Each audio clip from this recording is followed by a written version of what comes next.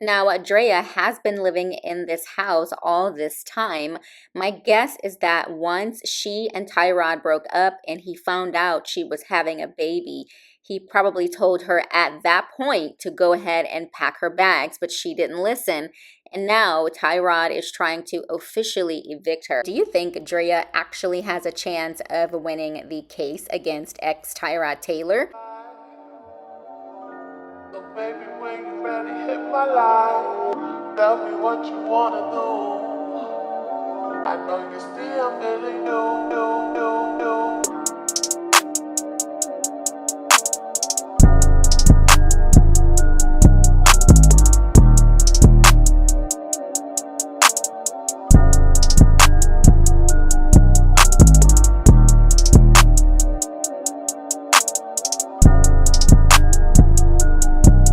Hey you guys, before we get into today's video, I just want to take time, as I always do, to thank all of my subscribers. Thank you guys so much for supporting my channel. If you're not already currently subscribed, what are you waiting for? Click that subscribe button right now. Also, I do have another channel called Brandy B Review TV. Navigate to the first comment pinned to the top to check that out.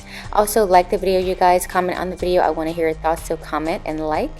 And now let's get into this juicy topic. In today's celebrity toxic news, we are talking about the selling of a home gone wrong between Draya Michele and her ex-boo Tyrod Taylor, and if Draya Michele has a chance of winning her lawsuit against him. In case you missed it, according to Yahoo.com, Tyrod Taylor, an NFL quarterback, and Draya Michele, a model and entrepreneur, are embroiled in a lawsuit. The legal dispute is over a Los Angeles home following their 2023 breakup. Michele alleges that during their relationship, Taylor purchased the property in August of 2022 with a verbal agreement to sell it to her eventually. She claims to have invested approximately $300,000 in home improvements and mortgage payments.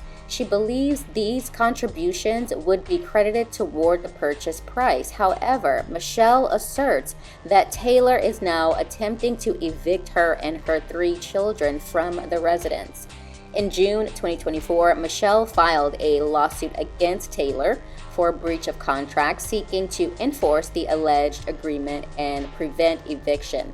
Taylor's legal team responded by requesting the dismissal of the claims, arguing that the documents presented by Michele, including an unsigned lease and purchase agreement, indicate only preliminary negotiations without a binding contract. The situation escalated in November 2024. While on a business trip, Michele received a call from her nanny that sheriffs had arrived to enforce an eviction.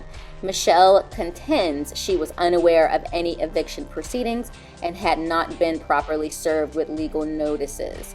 Taylor maintains that the necessary paperwork was mailed to her, placing the responsibility on her for not receiving it. This ongoing legal battle highlights the complexities that can arise from verbal agreements. This is especially true when significant financial investments and personal relationships intersect. As the case progresses, it underscores the importance of formalizing written agreements to prevent disputes and ensure clarity for all parties involved. Embarrassing. Here's how people are reacting to this news. Someone says this: if she has been paying rent, mortgage the whole time, and the original agreement was she would own after she put upgrades in it, I'm not leaving either. Business is business. If she hasn't been paying, then that's different. But don't pull out of a business deal once the personal goes sour. Always better ways to handle things. This is why you don't mix business with pleasure. Somebody else says, Draya, get out of that man house and go find another one. He don't have to sell you ish. Someone else says this: so she offered to buy the home. He agreed. They break up. He gets salty and decides to back out of the deal to sell her the home, and she says she isn't leaving. Lesson here is get a contract. Verbal contracts don't mean diddly squat in court. Girl, move out and buy a better house. Move on from this. Totally agree with that. Someone else said this: her new man shouldn't even feel comfortable sleeping in another man's house, but y'all gonna argue and be mad regardless. Someone else said his house, he paid for it. You don't put $300K into someone else's house from a pillow talk promise and expect him to keep his promise for you and your new boyfriend. Finally, someone said this: all that matters is the deed. When it comes to ownership, even if he agreed to sell it to her one day, he didn't. She's a tenant. Breach of contract might get her $300K back, but it won't win her a $3.2 million home. Everyone's pretty much saying the same thing. Draya was not smart in this situation and relied on a verbal agreement to buy this house. Everybody knows that a rent-to-own situation is a horrible, horrible idea. You never ever do that. That almost never ends well, and if you do, get a contract in writing. I learned that at a very young age, verbal agreements do not hold up in court. They don't, because there's obviously no proof of an agreement in the terms. Come on, Draya, how did she not know that?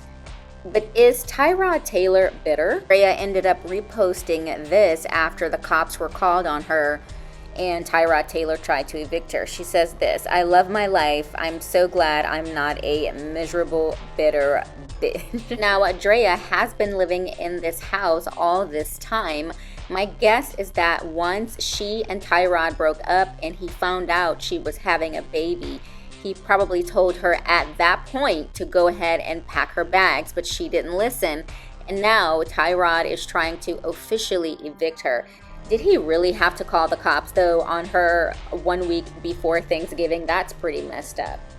Now, while I don't think Draya will win in court regarding the sale of this Los Angeles home, it will be very difficult for Tyrod to actually evict her and get her to move out. This is because evicting a tenant in Los Angeles is considered difficult due to California's strong tenant protection laws, which require landlords to follow strict legal procedures to evict a tenant, making the process lengthy and potentially complex. It involves filing a lawsuit and going through court proceedings to obtain an eviction order. According to SinaiLawFirm.com, in California, the grounds for evicting a tenant include non-payment of rent, violation of lease terms causing significant damage to property, engaging in illegal activities on the premises, and the landlord's decision to either move into the property, substantially remodel it, or remove it from the rental market. If the lease has expired and the tenant refuses to leave, this is also constitutes grounds for eviction. Now, I imagine all of that is pretty hard to prove. If Draya wants to keep living in the home, paying rent, that's on her, but it would make more sense for her to just move out of the house. If she's fighting so hard for this house, it might be her dream house, I'm thinking. I do like that staircase. It's everything. And if Tyrod was cool with her purchasing the home at first, but now wants to back out, that's a sucker behavior, but there's literally nothing she can do. It's still his house. Anyways, guys, what did you think of today's Celebrity Toxic video? Do you think Draya actually has a chance of winning the case against ex-Tyrod Taylor? Leave a comment, share the video. Don't forget to subscribe, and I'll see you guys in the next one. Bye. Hi, guys. Don't forget to click that subscribe button. It lets me know you're enjoying the content I'm creating for you. Thanks for watching, and I'll see you guys in the next video.